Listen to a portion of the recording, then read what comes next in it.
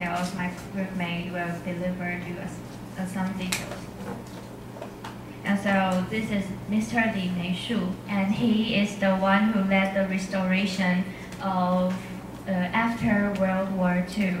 But some workers think he's not quite qualified, and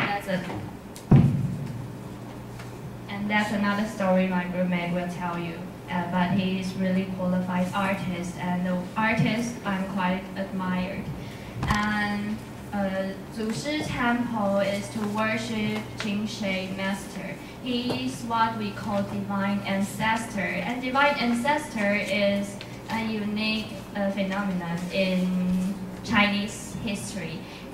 Like Ma Zu in 大甲林默娘, he is also a divine ancestor. Divine ancestor is a human. He was a human, but he devoted to humankind a lot. So after he died, people in local will build a temple to worship him.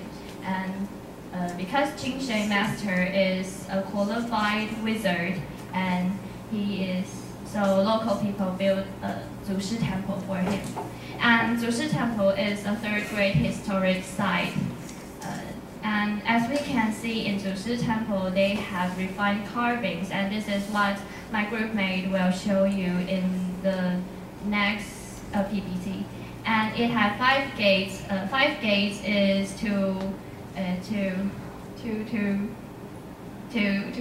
Five gates is if one divine ancestor or divine has 5 gates in front his temple, it means that he has some prestigious status.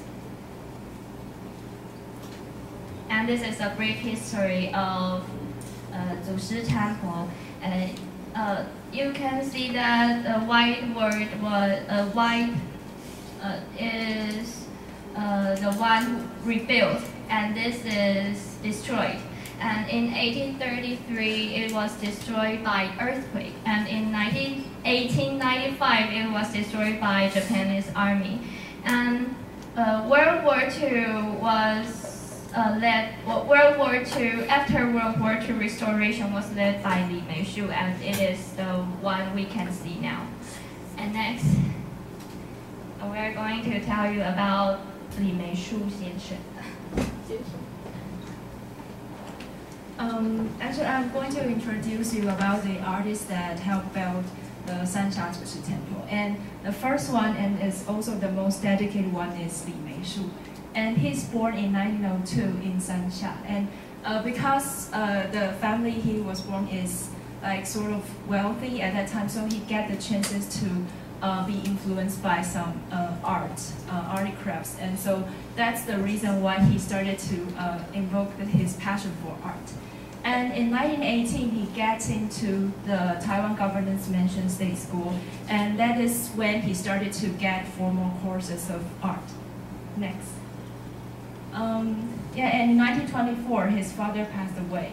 And in 1928, he got his support from by his family, especially his brother, to travel to Japan for study art, and that is which he always wanted to do. And when he came back from Japan, he spent his 30 years for Sanxia Temple, and he had mentioned in his biography that these 30 years helped him learn a lot about Taiwanese culture. And because of when his brother is still alive, his brother always wanted him to be able to get into some political issues and political field. So though he spent most of his time in art, but he also had participated in some local self-government and some art education issues. And he died in 1983. Next. Okay, and you can see this is Li Meishu stand by the stone tiger, which is now in front of the Zushi Temple. And there's a little story about stone tiger I will tell you later. So he's the main designer and the main builder of the Zushi Temple. And speaking of the stone tiger, actually when we know that the Zushi Temple is very big, so it's not only made the articles inside is made by a lot of workers. The work is not only Li Meishu's work.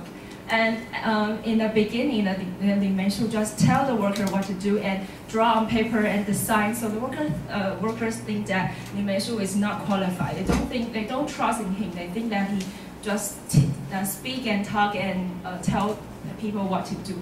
But as soon as Li Meishu noticed this thing, he just take up the tools and started to carve out the stone tiger. And when the stone tiger vividly displayed in front of the workers started to trust him. Yes, and next. Okay, and there's also many wood carvings inside the Zushi Temple, and also made by very famous artists like Huang Guili and Li Songli. And they are known as their traditional art carving. And if you want to know Huang Guili more, there is a memory hall in Banqiao. You can go there and learn about him. And both of them has won the Folk Art Award, which is given by the Ministry of Education in 1985. Next. And there's also some calligraphy paintings inside the temple by very famous artists like Oh Haonian, Lin Yushan, Guo Xuehu. And the three of them, Lin Yushan, Chen Jing, Guo Xuehu, are known as the three youths of Taiwan's fine art exhibition. And I want to introduce you what's the three youths of Taiwan fine art exhibition. It's actually this is the first exhibition that during the Japanese era they had held. They pick up artifacts from the east and from the west, and only very good artifacts can enter this exhibition. And there's only 25 from the east. And in this 25 artifacts, there are only 3 from Taiwan. And the 3 from Taiwan, the 3 artifacts is made by the 3 of them. And because that time they are very young, so they are called the 3 youths of Taiwan Fine Art Exhibition. Okay, next. And you can also notice the couplet on the granite column, which is by very famous Yu Youren, Jia Jin, Yan Qishan. And we know that the 3 of them are not only famous on their calligraphy paintings, but also they have high reputation in their political field. We know that Yu Youren is the first president of the control Jiancayuan in Taiwan. Yes, and that's my part next. Okay, next we will introduce you the difference of the artifacts inside the temple. So, hello. And I'm going to tell you some difference why the Zushi Temple is so famous, and what the reason is why the sculpture here is this open.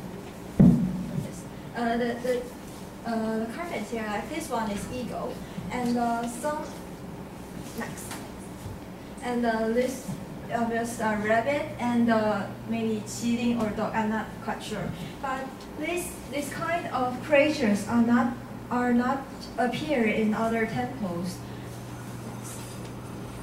And you can see the pumpkin beside the mouse. And we all know that pumpkin is not a Taiwanese native vegetable. And cat and maybe there are goat. They are also not appears in Taiwan and other places, other Taiwanese places, but they all appear in Zushi Temple. Next. And usually flowers in other temples, sculptures in other temples are not as much as this temple. And you can see there are balsam flower and maybe juhua and another kind we cannot recognize what kind of this. But we all know that there are various kind of what creatures and animals carved in this temple.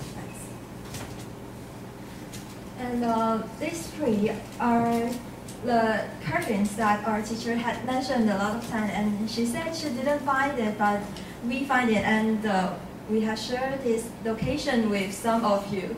And you can see this one is the bear, and that one is maybe tihu, and this is a kind of duck, and they are all river bend creatures.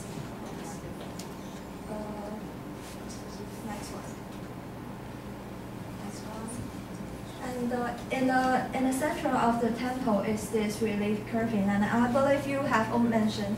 And beside this carving, there are some different sculptures that we must tell you that why they are so different. The next one.